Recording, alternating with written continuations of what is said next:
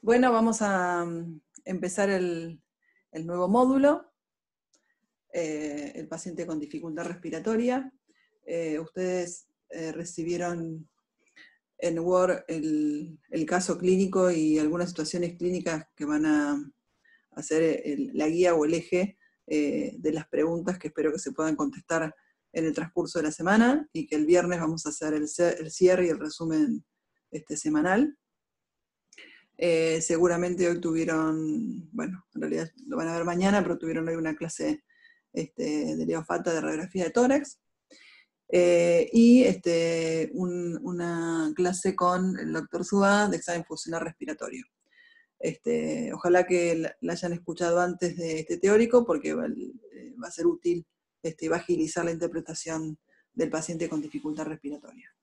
Bueno, yo siempre cuando empiezo esta clase, lo primero que hago es preguntarle a ustedes qué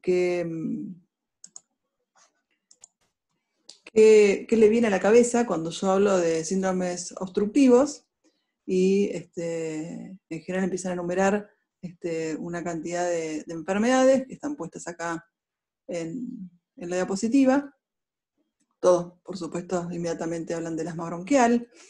También surge el concepto de bronquitis crónica, de enfisema, de la presencia de un cuerpo extraño o un tumor endobronquial que provoca obstrucción, o la bronquiectasia. Siempre alguien nombra la palabra bronquiectasias, que es la dilatación bronquial que lleva al acúmulo de secreciones. Estas secreciones predisponen a que el paciente tenga infecciones respiratorias a repetición, y a su vez produce, sobre todo a la mañana, lo que se llama el drenaje postural, donde el paciente toma alguna posición que le ayuda a expectorar una gran cantidad de secreciones.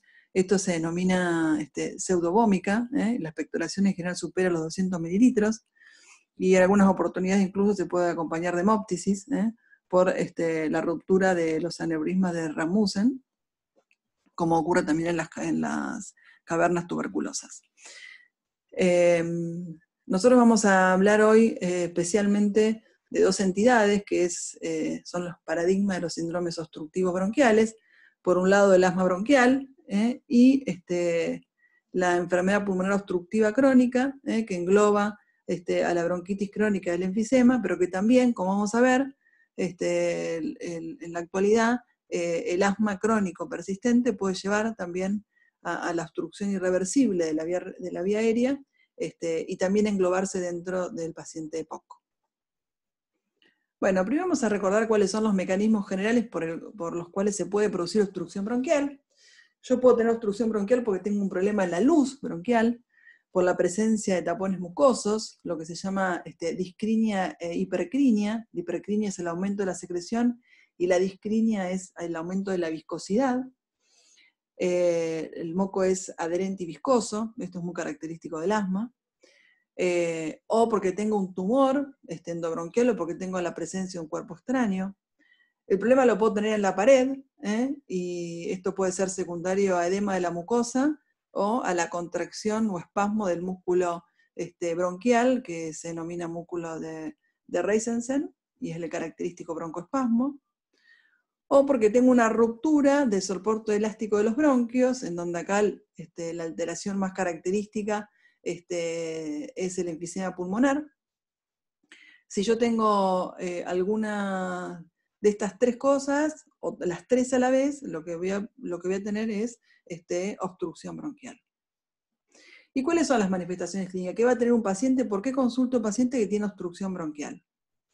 Bueno, el síntoma cardinal es la disnea.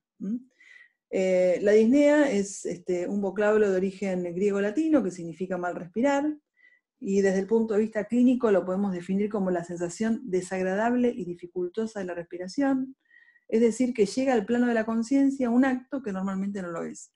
Todos nosotros en este momento estamos respirando, pero no somos conscientes de eso.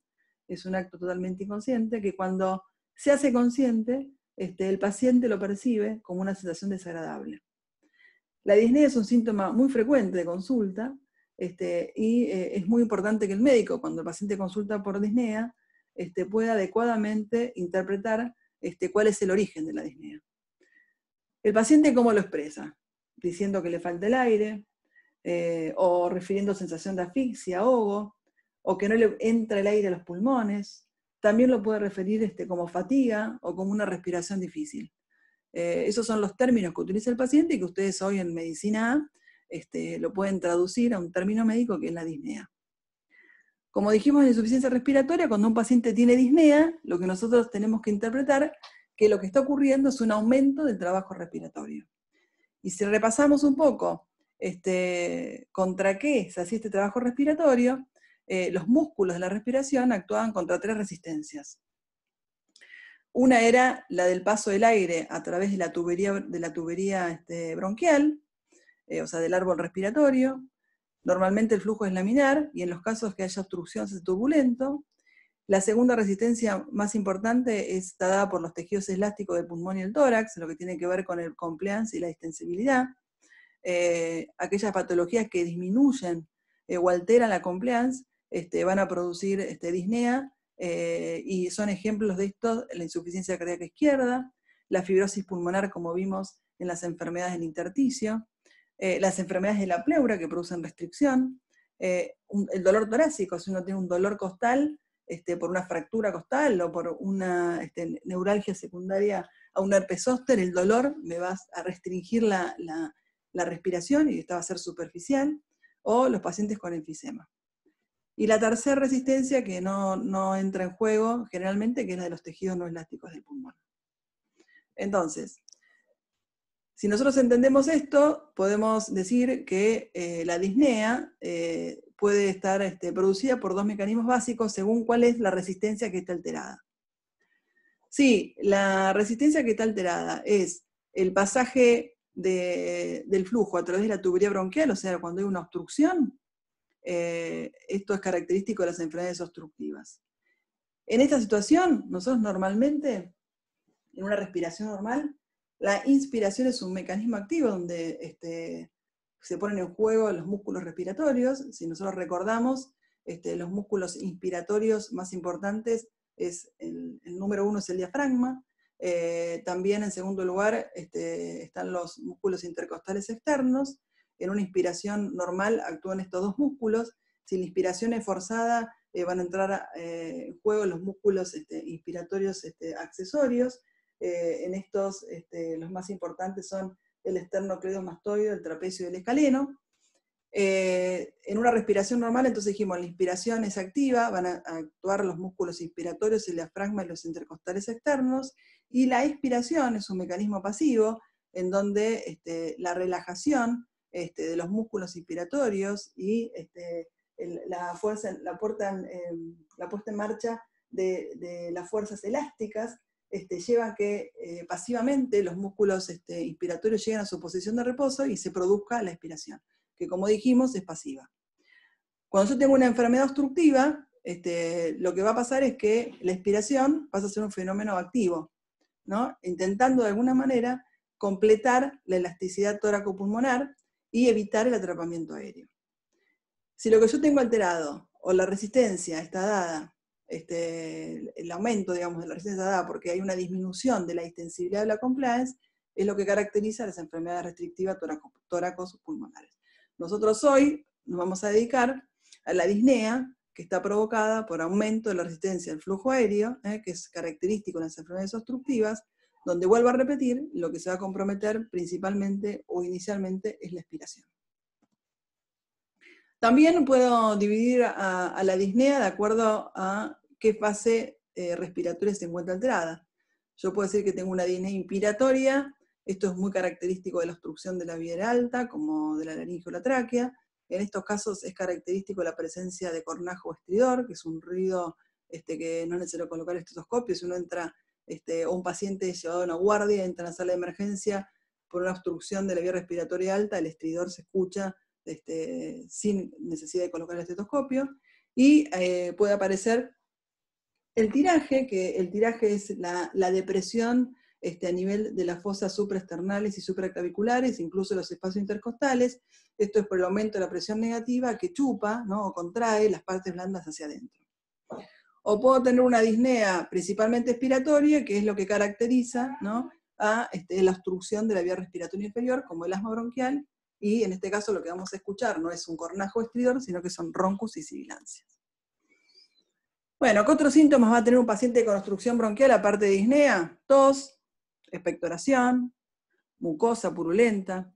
En el asma puede aparecer incluso lo que se llama la expectoración perlada, que muchas veces es difícil diferenciarla de una expectoración purulenta, y este color está dado por la alta concentración de eosinófilos a nivel de la expectoración.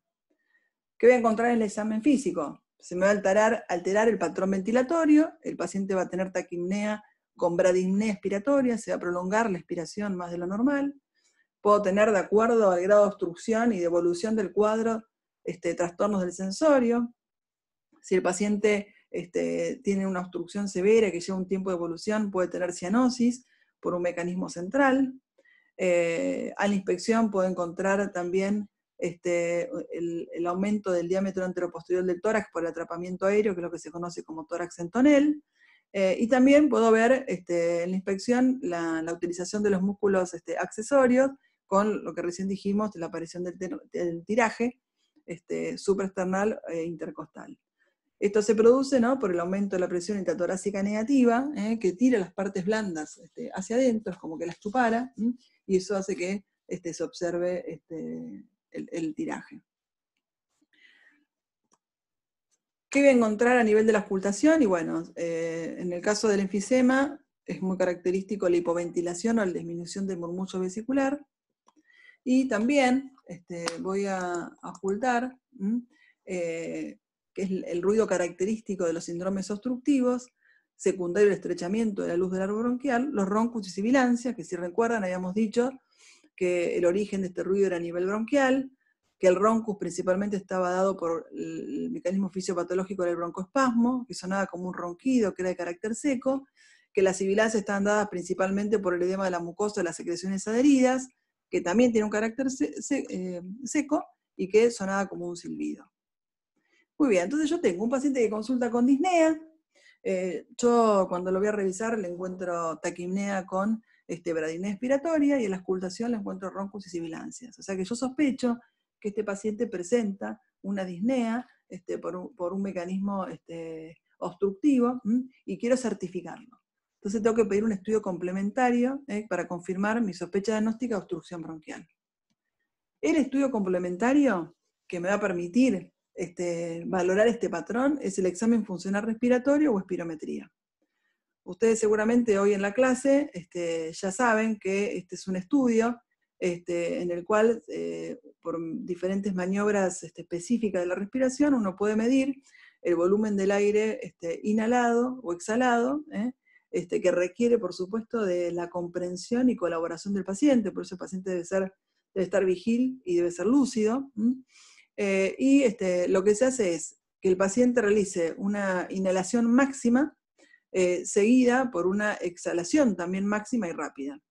Si ustedes pasan por el aula donde se realiza en el hospital del 7º piso la espirometría, van a encontrar y van a escuchar desde afuera al técnico de espirometría que cuando el paciente está haciendo esta maniobra lo estimula y le dice fuerza, fuerza, fuerza, largue, largue, largue, para que estimularlo para que tenga valor la espirometría y esté bien hecha, y lo que uno esté leyendo se corresponda con la realidad. Hay un estímulo externo para que el paciente pueda exhalar en forma máxima y rápida. Todo el valor que tiene el paciente después se lo compara con una tabla en donde, de acuerdo a la edad, al sexo, a la estatura, se comparan los resultados obtenidos del paciente con resultados de una tabla estándar de normalidad dada en pacientes de la misma estatura y con el mismo índice de masa corporal y el mismo sexo, no fumadores. Se obtienen dos tipos de registro, una curva volumen-tiempo y una curva flujo-volumen. Ahí en la primera pueden ver, a ver si les marco con esta es una curva volumen-tiempo, donde se evalúa el volumen de tiempo, el volumen, ¿no?, de aire expirado en función del tiempo. Esta es una curva flujo-volumen, que es la que más, la que uno mira cuando ve una espirometría, donde se pueden registrar los flujos. De acá abajo es el flujo inspiratorio, y el de arriba es el flujo expiratorio. ¿Cuáles son? O sea, yo miro una espirometría, ¿qué valores espirométricos son los que tengo que observar o los que obtengo mediante estas curvas? Son, por un lado, la capacidad vital forzada, que es la cantidad de aire expulsada lo más rápidamente posible luego una inspiración máxima, más o menos, el valor normal son 5 litros. El BEF sub 1, que es el volumen máximo expulsado en el primer segundo, que aproximadamente es de 4 litros, y la relación entre ambos. Normalmente, fíjense que con el BEF sub 1, uno elimina el 80% de la capacidad vital forzada, por eso la relación es 0,8. Y el flujo 25-75 es el flujo en la parte media de la curva y está evaluando la pequeña vía aérea. Vamos a representar esto en la curva volumen-tiempo. Fíjense, acá tenemos el volumen y acá tenemos el tiempo. Estos son los segundos, o sea que acá estaría el primer segundo. Vamos a ver acá. Acá estaría el primer segundo. Y esto es el BEF sub 1. Fíjense que en el primer segundo, que llega hasta acá, más o menos la curva, fíjense, llega hasta, esto es el volumen, que está a 2 litros. La curva llega acá a la meseta, que es más o menos 4 litros. Fíjense que en el primer segundo yo elimino el 80% del volumen que inspiré. En esta otra curva, que es la curva flujo-volumen, yo tengo acá en el eje vertical el flujo, y en este eje tengo el volumen. Voy a hacer una inspiración, esta inspiración está dada por esta curva que está acá abajo, y una expiración forzada y rápida. Todo esto que tengo acá, que es lo que está medio acá, es la capacidad vital forzada, y acá voy a estar evaluando el B sub 1. Todo esto es lo que yo elimino en el primer segundo. Acá llega el B sub 1, o sea, yo elimino el 80% en el primer segundo. Muy bien, ¿y qué puedo obtener? Dos patrones. Vamos a ir razonando cada uno de los patrones y diferenciarlos, el patrón obstructivo y el patrón restrictivo. A veces puedo tener patrones mixtos. El patrón obstructivo, la capacidad vital forzada, depende, ¿no?, de qué grado de obstrucción tenga, puede ser inicialmente normal o después puede estar disminuida. Porque como yo les dije, ¿no?, la inspiración, que es un mecanismo activo, si la obstrucción es leve, yo usando músculos, los músculos accesorios de la inspiración, puedo hacer que me entre el aire normalmente. Entonces, en etapas iniciales, el patrón obstructivo, la capacidad vital forzada puede ser normal, si esto avanza va a ir disminuyendo, pero lo que se va a alterar es lo que yo expiro en el primer segundo, porque la expiración, como dijimos, es un mecanismo pasivo, a mí me va a costar eliminar el aire, a lo mejor inicialmente lo voy a hacer, pero lo voy a hacer en más tiempo. Por eso, en el primer segundo, yo no voy a eliminar el 80% como ocurre normalmente. Por eso, lo característico y lo que marca el patrón obstructivo es una relación B sub 1, capacidad vital forzada, menor al 80%. Esto es lo que caracteriza el patrón obstructivo. Y la pequeña vía aérea en general siempre está comprometida y está disminuida. ¿Qué pasa en el patrón restrictivo? En realidad, a mí lo que me pasa es que me va a entrar poco aire, porque yo tengo un trastorno en la restricción, en la compliance, en la distensibilidad. Entonces hay una restricción a mi entrada de aire. Entonces a mí me va a entrar, la capacidad vital forzada va a estar disminuida. Ahora yo en el primer segundo voy a eliminar el 80%, porque no tengo ninguna dificultad para eliminar el aire, yo no tengo obstrucción. Entonces tengo disminución de la capacidad vital forzada, tengo disminución del volumen expiratorio en el primer segundo, y la relación está normal aumentada. Esto es lo que caracteriza la restricción. Y la pequeña vía aérea puede ser variable. Entonces, una relación B sub 1, capacidad vital forzada, menor al 70-80%, es lo que a mí me pone el sello que el paciente tiene un patrón obstructivo en la espirometría. Esto es un gráfico que intenta nada más que vean, ¿no?, cómo es una curva normal. La curva de restricción, que ya le hemos dicho cuando vimos el paciente con compromiso restrictivo, es muy parecida al normal, pero más chiquitita. Y en la curva obstructiva lo que veo es lo que se aplana, es la expiración, se hace como más prolongada. Eso es lo que caracteriza la curva. Bueno, esto se los dejo para que ustedes después lo vean, son los volúmenes y las capacidades pulmonares. Y bueno, y vamos a hablar de dos enfermedades, ¿no?, que dijimos, el asma y la enfermedad pulmonar obstructiva crónica. El asma es una enfermedad que en la actualidad sigue provocando muchos problemas en salud pública. ya sea por las reagudizaciones en determinadas épocas del año que producen numerosas consultas en los sistemas de emergencia y de guardia, además del importante ausentismo laboral y escolar que produce. El asma es una enfermedad pulmonar crónica que se caracteriza principalmente por la obstrucción reversible al flujo aéreo. Los pacientes presentan disnea, sibilancias, tos, principalmente nocturna. Esto puede ser reversible incluso espontáneamente. En los últimos años, en las últimas décadas, han existido numerosas investigaciones que han permitido redefinir la enfermedad. Hoy se sabe que es una enfermedad inflamatoria, donde afecta la vía aérea, y en esto intervienen numerosos componentes celulares y mediadores de la inflamación. Estos hallazgos han permitido diseñar estrategias de tratamiento más racional, enfocados principalmente en la inflamación. Antiguamente se pensaba que el problema del asma bronquial era la broncoconstricción, y hoy se sabe que la broncoconstricción es un epifenómeno, o un fenómeno más importante dentro de la crisis aguda de asma, pero en donde la evolución de la enfermedad va a estar determinada sobre todo por la inflamación. Hay algunos conceptos que son importantes, esto de que la obstrucción al flujo aéreo es reversible, y hay dos conceptos que acompañan al asma bronquial, y que es, por un lado, la hiperreactividad bronquial, que es la respuesta exagerada o desmesurada frente a diferentes estímulos, y otra es la atopía, que acompaña mucho a los pacientes con asma bronquial, y que es la predisposición de desarrollar una respuesta mediada por IgE frente a diferentes alergenos. Es muy común que los pacientes con asma bronquial sean atópicos y presenten, además de asma, rinitis con los cambios de estación, o lesiones tipo urticarianas en piel.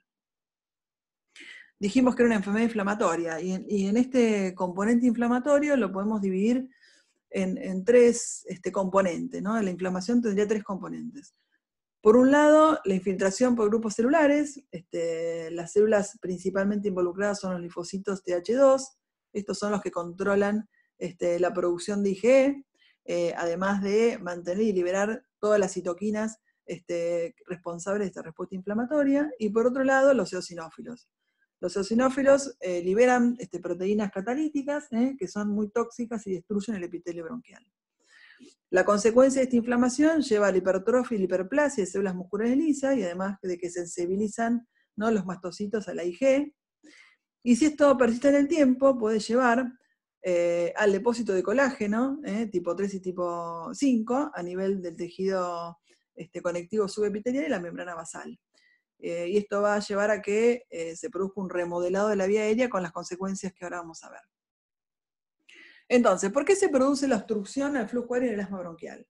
De los tres mecanismos que dijimos. Por un lado, tenemos un problema en el músculo liso, que se puede contraer y producir broncoconstricción aguda. Por otro lado, este cuadro inflamatorio va a producir edema de la pared de la vía aérea. Esto a su vez va a producir aumento de la permeabilidad, con una exudación que lleva a la producción de tapones mucosos. Estos tapones mucosos son muy importantes en la crisis asmática. Pueden obstruir por completo la pequeña vía aérea, demoran en resolverse. A veces hay moldes completos de la pequeña vía aérea formada por tapones mucosos, y esto es la causa de que muchas veces las crisis asmáticas se perpetúen. Por eso es tan importante, ¿no?, la kinesiología para el drenaje, ¿no?, y la liberación de estos tapones mucosos. Y por último, si lo que recién dijimos, que tiene que ver con el depósito de colágeno, ¿no?, como fase final de la inflamación crónica, persistente y recurrente, que puede llevar al remodelado de la pared bronquial. Y esto puede ser la causa, como vamos a ver más adelante, que la obstrucción termine siendo irreversible. Lo característico del asma es que es una obstrucción bronquial reversible. Pero si esto persiste y dura en el tiempo y demás, podemos llevar a la obstrucción irreversible por el remodelado de la pared bronquial. Muy bien, esto es un diagnóstico clínico. Es muy importante los antecedentes familiares de atopía o de asma bronquial, o personales de atopía. Y algo que es muy importante es que a veces el paciente refiere la disnea y la tos con despertares nocturnos, pero en el momento que uno lo revisa, que lo examina, no puede encontrar absolutamente nada. El examen físico es normal, pero es muy importante la sospecha diagnóstica. Debemos preguntar determinadas cosas. Hay algo muy característico que presentan los pacientes asmáticos, que es el asma inducido por el ejercicio. Esto es el broncoespasmo que aparece secundario al esfuerzo. La obstrucción aparece rápidamente cuando uno empieza a hacer el ejercicio, alcanza como un máximo de los 10-15 minutos, y si uno cede de hacer el ejercicio, remite espontáneamente a la media hora, una hora. Otra cosa que es importante es ver en el momento que tiene los episodios, o la disnea, o los episodios de tos, ya que existe, ¿no?, lo que se llama asma ocupacional, es cuando hay algún alergeno o algo relacionado en el lugar de trabajo, que es el que precipita la aparición de las crisis. ¿Cuáles son los diagnósticos diferenciales? Bueno, con respecto a la tos nocturna, acordémonos que ustedes ya vieron en el parcial anterior la insuficiencia cardíaca, que puede dar disnea y tos nocturna, el reflujo gastroesofágico, y las sibilancias, que dijimos que es característico de la obstrucción bronquial, no siempre son asmáticas. Y para esto hay que pensar en la insuficiencia cardíaca izquierda, que es lo que se conoce como asma cardíaco, el tromboembolismo de pulmón, la broncoaspiración o la bronquiolitis. ¿Se acuerdan que dijimos el tromboembolismo de pulmón como una gran simuladora que podía dar síntomas muchos e inespecíficos? Ahí cuando puse la primera diapositiva, que surge el término asma cardíaco, tiene que ver con esto, y bueno, me gustaría que ustedes analicen si existe el asma cardíaco. Después, cuando resolvamos el caso del viernes, vamos a retomar este tema, pero me gustaría que piensen si existe el asma cardíaco y cuál es el mecanismo por el cual se produce. Muy bien, entonces yo sospecho que el paciente tiene un asma bronquial, y por supuesto que el estudio que le voy a pedir es la espirometría. La espirometría, lo que me va a demostrar es que el paciente presenta un tifenó, o sea, una relación B1 capacidad vital forzada por debajo del 65%. Y un B1 que va a estar por debajo del 80% del valor teórico. Y aquí hay una cosa muy importante. Yo dije que era reversible, ¿no? Toda espirometría, cuando ustedes analicen, no sé si le mostró el doctor Subá, toda espirometría van a tener los valores obtenidos en el momento por el paciente, comparados con lo que se llama predicho, que es el valor de referencia para ese paciente, el porcentaje del predicho, cuánto está alterado con respecto a su valor de referencia normal, y van a tener otra columna que van a repetir el estudio después de los broncodilatadores. Al paciente se le administra broncodilatador y se repite el estudio. Y esto es lo que me va a permitir a mí certificar que el paciente tiene asma, ¿no? Es documentar la reversibilidad con los broncodilatadores beta-adrenérgicos, donde uno lo que tiene que objetivar es una mejoría del B1. Lo que tiene que mejorar es el B1. Del 12 al 15% o 200 mililitros. Yo con esto certifico que el paciente tiene asma. Si el paciente está asintomático y la prueba es normal, yo puedo hacer lo que llaman pruebas de provocación. Que se hacen con el test, perdón, me pasé, con un test que se llama con metacolina o con el ejercicio. Inducir el ejercicio y hacer la espirometría. Siempre tengamos en cuenta que la crisis asmática puede ir desde casos leves a casos severos, a lo que se conoce como mal asmático, que puede llevar rápidamente al paro respiratorio y a la muerte. Sigue siendo, y parece mentira, pero siguen existiendo pacientes que se mueren por crisis asmática. Y en esto es importante detectar los signos de gravedad o de severidad de una crisis asmática, que están relacionados sobre todo con la presencia de signos de insuficiencia respiratoria. Por supuesto, la alteración del nivel de conciencia, la utilización de músculos accesorios, ¿no?, de tiraje, o la pared entrecortada, el paciente que dice que se está cansando, un paciente taquimnéico, taquicárdico, que tenía sibilancias y de golpe ya no le siento sibilancia, no es que está mejor, es porque ya no le entra el aire, y por supuesto los signos de insuficiencia respiratoria, desde cianosis a respiración paradojal. Usted sabe lo que es la respiración paradojal, me imagino, ¿no? Usted sabe que normalmente el diafragma, cuando se contrae, se aplana, y se va hacia el abdomen, eso hace que el abdomen se pronuncie. Cuando se agota el diafragma y se relaja, ocurre un movimiento paradójico, al revés. Durante la inspiración asciende el diafragma. Esto es lo que se conoce como respiración paradojal.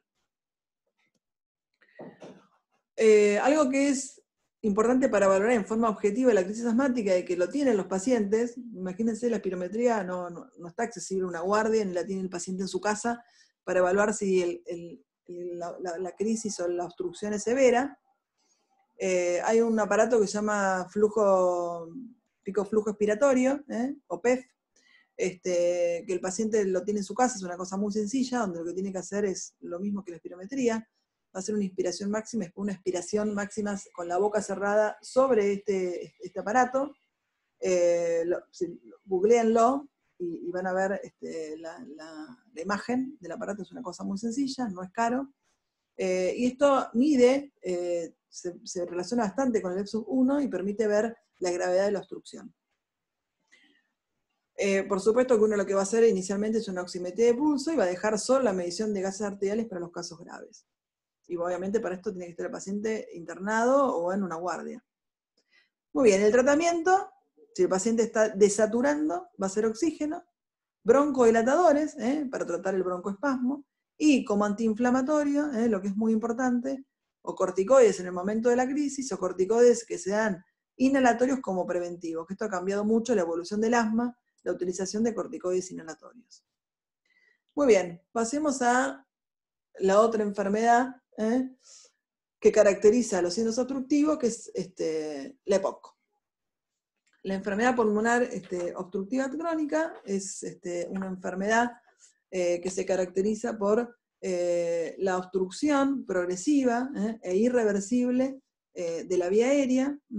Esta es una enfermedad que está directamente vinculada con el tabaco.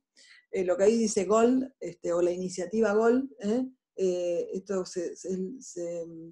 por primera vez se publicó en el 2001, esto se produce por un grupo de expertos, en el cual intervienen no solamente médicos, neumonólogos, sino enfermeros y kinesiólogos, donde se reúnen, ¿no?, para sacar normas que permitan a nivel mundial tratar de prevenir las exacerbaciones del EPOC y el manejo del EPOC para evitar la evolución.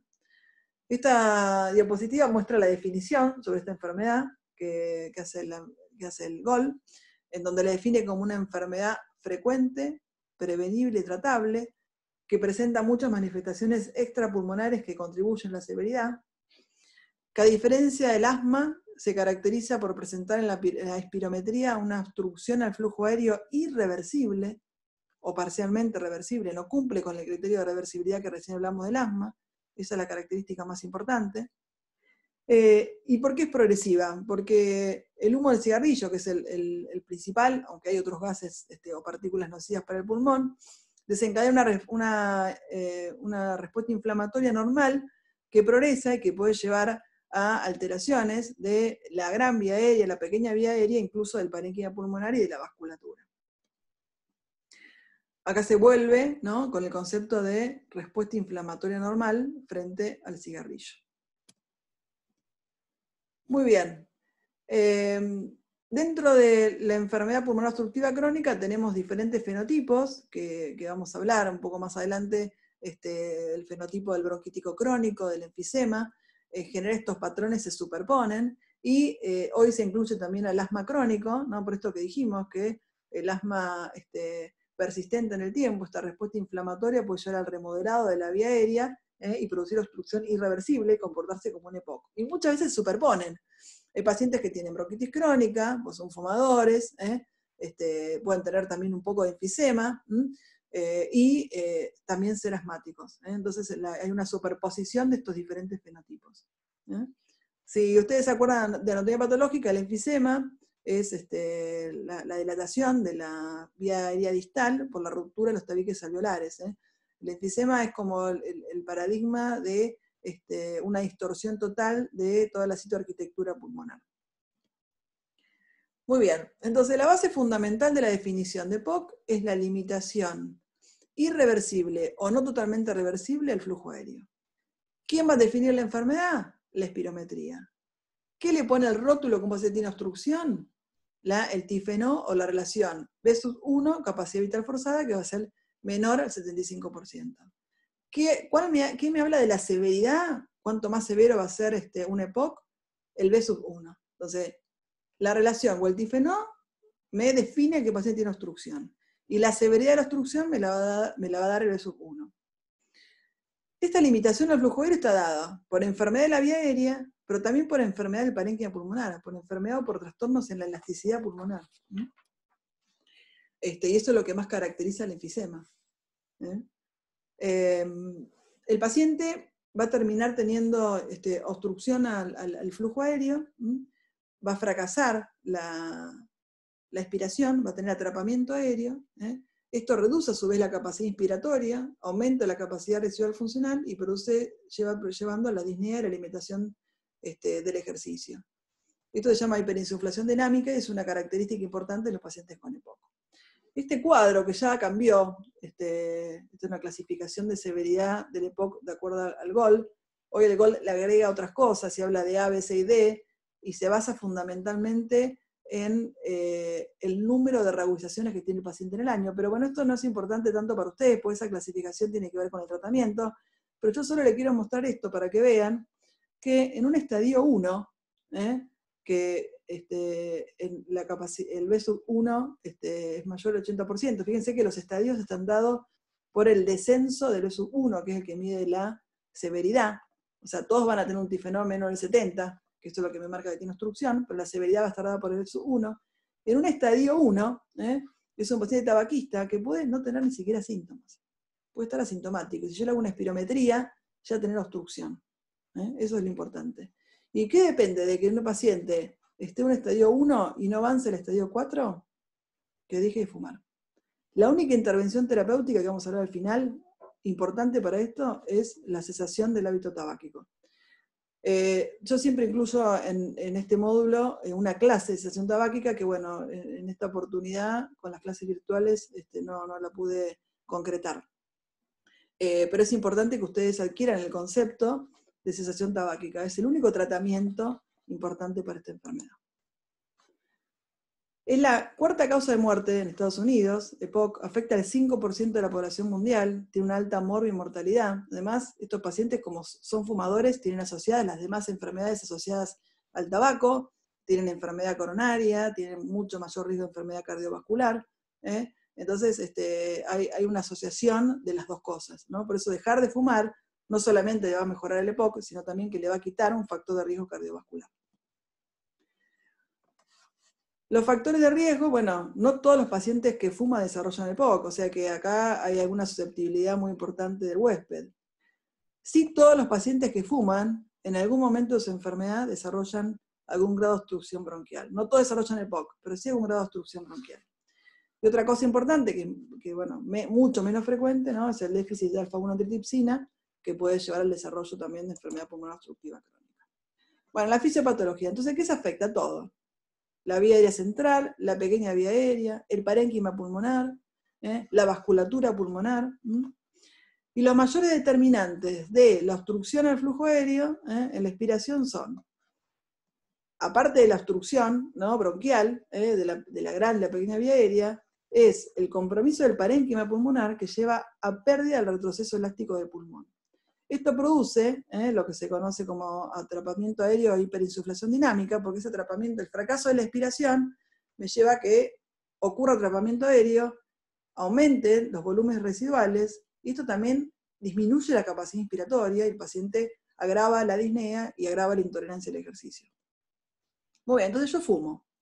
¿Qué pasa si fumo? Produzco una reacción inflamatoria en todo el árbol traqueobronquial. Por un lado, la gran vía aérea me va a producir hipersecreción de moco y tos crónica, que es lo que caracteriza la bronquitis crónica. Y por otro lado, se me va a afectar la pequeña vía aérea. Uy, se me está por quedar sin batería.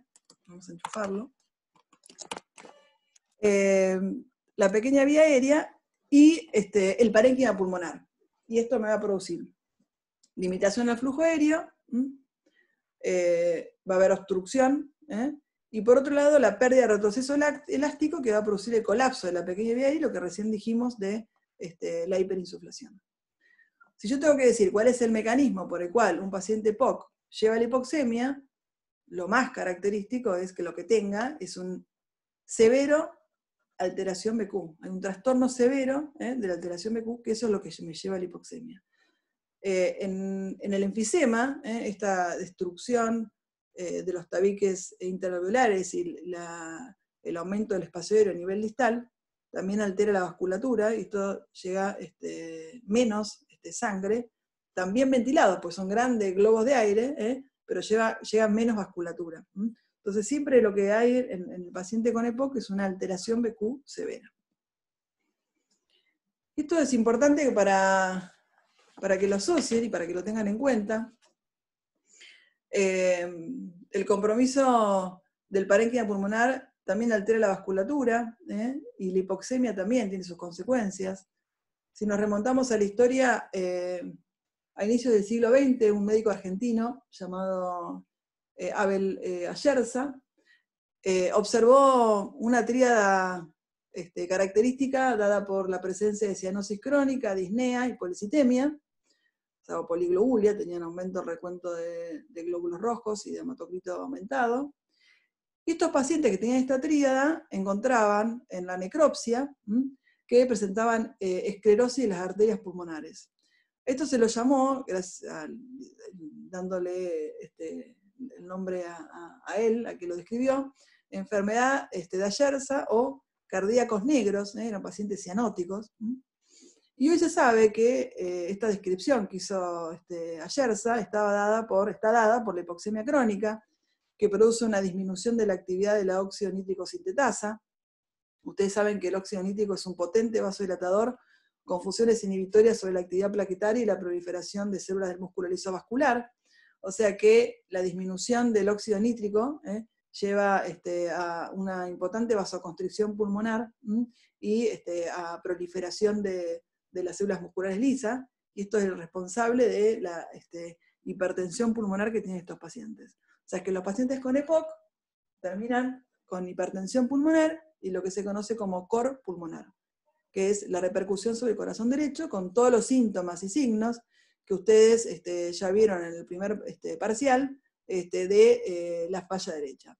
Ingurgitación subunal, pulso venoso positivo, latido sagital por aumento del ventrículo derecho, aumento de la intensidad del componente pulmonar del segundo ruido, un soplo sistólico de regurgitación tricuspidia, edemas y hepatomegalia con punto venoso hepático positivo, también que es un signo característico de la insuficiencia tricuspidia severa. Muy bien, entonces dijimos que había diferentes fenotipos, 3, ¿no? Hablamos. Paciente con EPOC hay 3 fenotipos, que en general se superponen, no hay uno limpio, sino que en general los pacientes tienen más de un fenotipo. Bronquitis crónica. El diagnóstico de bronquitis crónica es un diagnóstico que uno realiza por el interrogatorio, en donde se define como la presencia de tos con expectoración durante 2 meses al año, durante 2 años consecutivos. Enfisema. La distensión de los espacios aéreos distales a los bronquiolos terminales con destrucción de los tabiques alveolares y la formación de bullas. Esto es el enfisema. Es fácil de ver en las tomografías de tórax. Es muy, muy característico. Este es un diagnóstico que uno lo puede hacer en forma anatomopatológica, lo puede diferenciar, ¿no?, en centroacinar o panacinar, pero en las tomografías de tórax en un paciente fumador, incluso en la placa de tórax también se puede ver, pero en la tomografía es mucho más de mejor caracterización, se pueden ver las bullas, y uno puede encontrar pacientes que cumplen criterios de bronquítico crónico, pero que en la tomografía tienen enfisema. Y como dijimos antes, el asma crónico persistente con obstrucción irreversible, que también se termina comportando como EPOC, y que a veces los pacientes pueden tener las 3 cosas. Este es un cuadro que diferencia el fenotipo de uno y otro. Vuelvo a decir que se superponen, pero a veces hay predominio más de fenotipo enfisematoso, que también se lo llama soplador rosado, en donde lo que predomina es la disnea, el paciente tiene disnea en forma precoz. Estos son los que tienen característicamente la inspección el tórax en tonel, ¿no?, por el gran atrapamiento aéreo. Son delgados. Si yo lo ausculto, casi no se escucha la entrada de aire, tiene un murmullo vesicular muy disminuido. El diafragma está aplanado en la placa de tórax.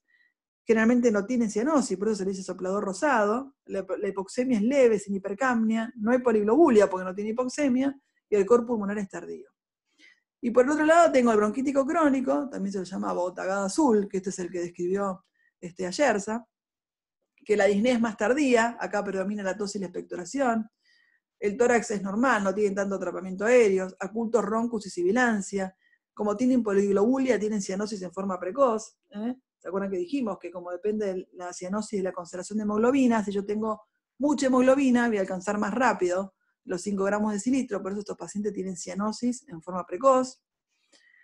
Voy a tener hipoxemia con hipercapnia. El mecanismo de la hipercapnia es un trastorno BQ severo y también se asocia a hipoventilación alveolar. Voy a tener poliglobulia y el cor pulmonar va a ser precoz. Estas son las características de la placa de tórax del paciente emfisемatoso. Horizontalización de las costillas, aumento de los espacios intercostales, descenso de ambos hemidiafragmas, hiperclaridad pulmonar, verticalización de la silueta cardíaca, sobre todo en el frente, aumento de los espacios pre- y retrocardíacos en el perfil, y pueden observarse bullas parenquimatosas y subpleurales. Una cosa, volviendo acá, que tampoco lo dije, creo, la insuficiencia respiratoria, que es importante en los pacientes EPOC. Cuando un paciente, los EPOC sufren, y es lo que más marca la evolución peor, son los episodios de exacerbación. Estos pacientes presentan varias veces al año episodios infecciosos de bronquitis, donde ellos están acostumbrados a expectorar, sobre todo el bronquítico crónico, ¿no? Expectorar diariamente, pero hay que estar muy encima si esta expectoración aumentó en cuanto a la cantidad y a la frecuencia, la presencia de fiebre, porque cada episodio de infección hace que el paciente baje un escalón claramente en su capacidad funcional y en su capacidad estructural, ¿no? Pulmonar. Por eso es que es muy importante. Entonces es común que los pacientes con EPOC terminen internados varias veces al año. Si un paciente ingresa, y sobre todo cuando tienen más el perfil o el fenotipo de bronquítico crónico, ingresa y desatura y tiene cianosis, yo lo primero que voy a hacer, y lo que está bien, ¿no?, es administrarle oxígeno. Pero hay que tener cuidado con la administración de oxígeno al EPOC. Hay que hacerlo siempre con bajo flujo, incluso se puede usar aire comprimido, para evitar la retención de la CO2. Porque, ¿qué pasa? Estos pacientes tienen hipoxemia en forma crónica, entonces que sus sensores de hipoxemia, ¿no?, que son los que activan la frecuencia respiratoria, están y retienen, ¿no?, y retienen CO2, todo tiene hipercapnia, entonces los sensores también de la CO2 están como empapados en el dióxido de carbono. Uno de los estímulos más importantes para hiperventilar es que a mí me aumente la CO2. Como estos son retenedores crónicos y retienen CO2, los receptores están como acostumbrados o endormecidos con la CO2. Entonces el estímulo para ventilar es la hipoxemia. ¿Qué pasa? Si yo le doy oxígeno y le corrijo rápidamente la hipoxemia, le saco el estímulo para la ventilación e hipoventilan. Y al hipoventilar retienen más CO2 y es una de las causas que entren rápidamente en insuficiencia respiratoria y que tengan cuadros de deterioro sensorio. Entonces hay que tener cuidado cuando uno administra oxígeno a un paciente retenedor crónico.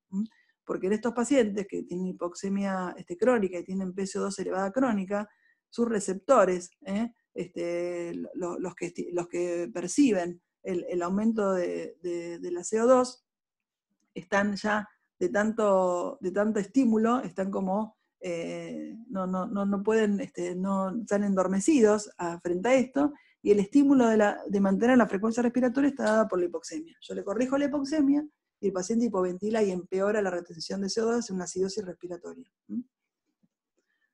Bueno, esta es una placa de tórax, es fea, la verdad que la foto es fea, siempre digo que le voy a cambiar y bueno, después la termino sin cambiar, pero bueno, claramente se puede ver. Esta es una placa de tórax más de un enfisемatoso, no se ven los pulmones más negros por el aire, por el atrapamiento aéreo. Es un corazón en gota, es un corazón chiquitito, esto también es característico, miren, ¿no? Un corazón chiquitito.